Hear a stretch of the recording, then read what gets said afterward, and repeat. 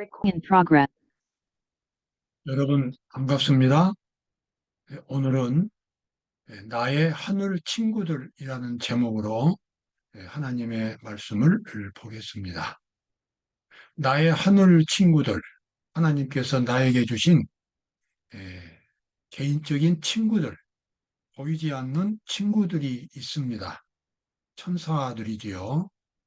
우리 육신적인 눈으로는 보이지 않지만 천사들은 항상 우리 주변에 있고 우리 사회에 있고 이 세상에서 활동하고 우리 각 사람들에게 가장 친한 친구로서 평생 함께 활동하는 그러한 영적인 존재들이 바로 천사들입니다.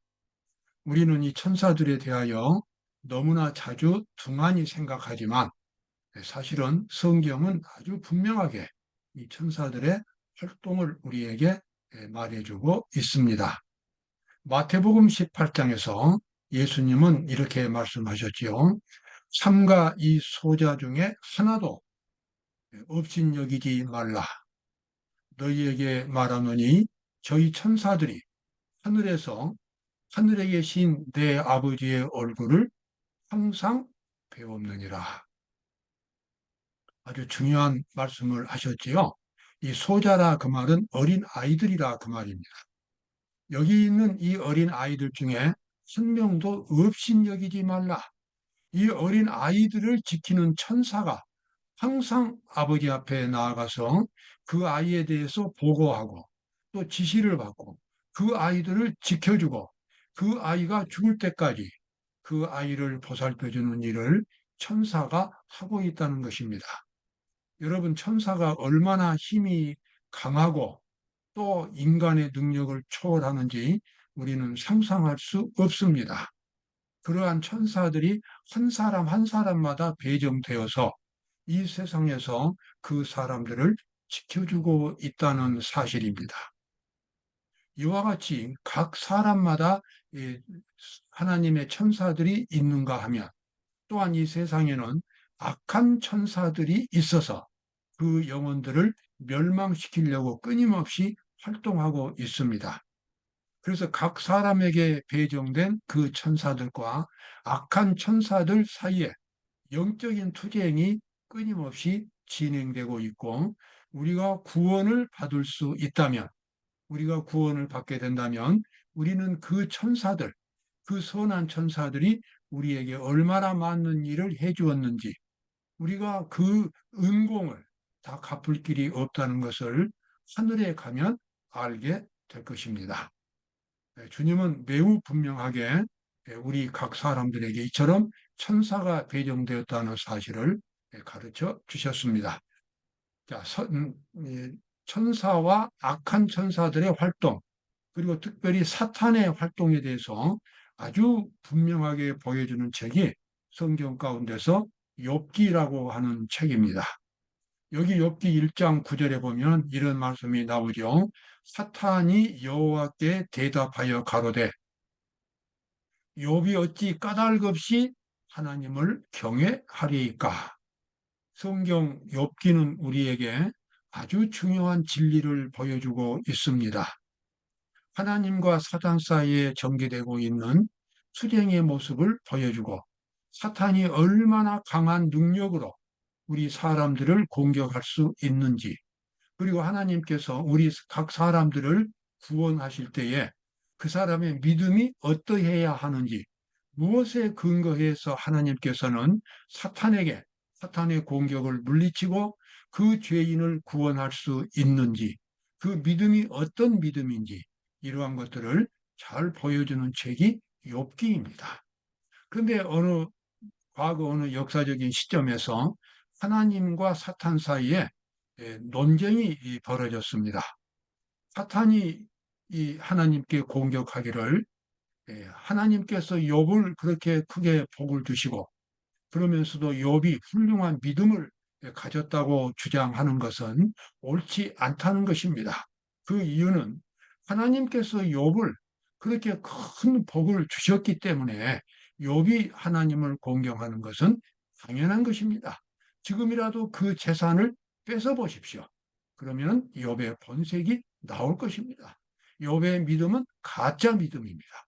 모든 죄인들이 구원받는다고 믿음으로 구원받는다고 하지만 그 믿음은 사실상 이기적인 믿음인 것입니다. 이것이 사탄이 하나님께 제시한 공격이었습니다.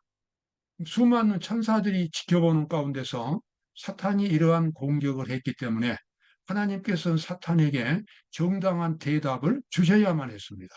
그래서 하나님께서 사탄에게 그러면 욥을 네가 공격해도 된다. 그러나 그 생명에는 손을 댈 수 없다라고 그렇게 허락을 하셨습니다. 여호와께서 사탄에게 이르시되 내가 그의 소유물을 다 내 손에 붙이노라. 오직 그의 몸에는 내 손을 대지 말지니라. 사탄이 곧 여호와 앞에서 물러가니라. 이제 하나님과 사탄 사이에 이와 같은 논쟁이 붙었고 이제 욥에게 사탄이 이제 강제로 무슨 일을 할 수 있는 허락을 받게 된 것입니다. 그 결과는 무서운 재앙이 되겠지요. 그래서 그 순간부터 욥에게 아주 엄청난 일이 벌어지게 됩니다. 욥의 자녀들이 몰살을 당했고 그 많은 소떼가 다 도적을 맞았고 양떼도 몰살 당했고 약떼도 죽었습니다. 욥은 성경에 동방에서 가장 큰 재물을 가진 부자였다고 말합니다. 그런데 욥은 특이하게도 그렇게 많은 재물 가운데 있으면서도 재물에 빠지지 않고 하나님을 진실되게 섬기는 사람이었습니다. 그런데 어느 날 이렇게 갑자기 정말 누가 봐도 하늘의 벼락을 맞은 것처럼 폐가 망신되었고 그 재산과 자녀들이 다 풍비박산이 되어 버렸습니다. 이러한 현실 속에서 욥은 어떻게 그의 믿음을 나타냈는가? 욥기 21장에서 그는 이렇게 사람들 앞에서 그의 믿음을 고백합니다. 내가 모태에서 적신이 나왔은즉 적신이라 그 말은 벌거벗은 몸이죠. 적신이 나왔사온즉 또한 적신이 그리로 돌아갈지라. 주신 자도 여호와시요 취하신 자도 여호와시오니 여호와의 이름이 찬송을 받으실지로다. 욥은 하나님께서 그에게 이 세상적인 복을 주셨기 때문에 하나님을 믿는 것이 아니었습니다. 욥은 거룩하신 하나님이시기 때문에 영원하신 하나님이시기 때문에 그리고 그 하나님이 하시는 일이 모두 정당하고 하나님에게 영원한 생명이 있기 때문에 욥은 진실되게 하나님을 섬기는 사람이었습니다. 그래서 욥은 천사들 앞에서 사탄 앞에서 그의 믿음이 정당함을 입증한 것입니다. 그래서 하나님께서는 욥에게 그에 맞는 죄가 있음에도 불구하고 그의 믿음 때문에 그의 모든 죄가 용서받고 욥에게 영원한 생명을 주실 수 있는 그 같은 정당함을 입증받으신 겁니다. 우리 각 사람이 하나님 앞에서 심판을 받고 우리의 구원이 확정됩니다. 그러면 하나님께서는 우리 각 사람에게 무엇을 확인하겠습니까? 우리 어떤 사람도 하나님 앞에 죄를 짓지 않는 완전한 사람은 없습니다. 모든 사람이 다 죄인으로서 하나님 앞에 서지만 구원받을 사람과 구원을 받지 못한 사람들 차이에는 그 사이에는 바로 믿음이라고 하는 것이 있는 것입니다. 구원받은 사람은 하나님의 말씀에 끝까지 순종하고 진심으로 순종하는 그러한 믿음을 가진 사람들이고 그렇지 구원받지 못한 사람들은 그러한 믿음이 없는 사람들입니다. 하나님은 최소한도 그 사람이 그 죄인이 죄를 짓지 많은 죄를 지었지만 최소한도 죄를 극복하고 하나님의 모든 말씀에 순종하려는 믿음을 가졌다고 하는 그것이 있어야만 사탄 앞에서 하나님 앞에서 그 사람에게 구원을 주실 수가 있는 것입니다. 욥기는 바로 우리에게 그러한 하나님의 심판의 모습을 보여주고 있습니다. 얼마나 많은 천사들이 지상에서 활동할까요? 에스겔서 1장에 보면 그 수많은 천사들이 그 광경이 나옵니다. 정말 인간의 말로는 다 표현할 수 없는 그러한 모습을 선지자 에스겔은 계시 가운데서 보았습니다. 또 생물의 모양은 숯불과 횃불 모양 같은데 그 불이 그 생물 사이에서 오르락 내리락 하며 그 불은 광채가 있고 그 가운데서는 번개가 나며 그 생물의 왕래가 번개같이 빠르더라. 여기서 이 생물이라고 하는 것은 천사들이 집단으로 모여서 어떤 상징적인 모습을 나타내고 있는 모습입니다. 에스겔이 하늘 궁경에서 전개되는 이와 같은 하나님의 모습과 천사들의 광경을 보았을 때에 얼마나 많은 찬양 소리, 고함 소리, 승리의 함성 소리가 들려오고 그 천사들이 얼마나 바쁘고 빠르게 움직이는지 그 광경을 보았습니다. 바로 그것은 이 지상에서 활동하고 있는 천사들의 모습인 것입니다. 자, 다니엘서에 나와 보면 천사들이 하고 있는 아주 중요한 일들이 나옵니다. 마라나다 39쪽에는 이런 문구가 있지요. 벨사살 왕의 우상의 잔치에 있었던 그 천사들이 그대가 그대의 구속주를 불명예스럽게 할 때에 그대 곁에 서 있다. 벨사살 왕은 신바벨론 제국의 마지막 왕이었습니다. 페르시아 군대가 쳐들어오던 그날 밤에 이 벨사살 왕은 무슨 미친 마음을 품었는지 예루살렘 성전에서 가져온 하나님께 제사 드릴 때 가져온 그 그릇을 갖다가 거기다 술을 부어서 마시는 잔치를 벌였습니다. 보통 왕들도 다른 신들을 이렇게 회방하지는 않습니다. 그러나 전능하신 하나님 성전에서 사용되었던 그러한 기구들을 이 벨사살 왕이 가져다가 술을 마셨습니다. 그 순간에 갑자기 왕궁 벽에 한 손이 나타나서 글자를 썼습니다.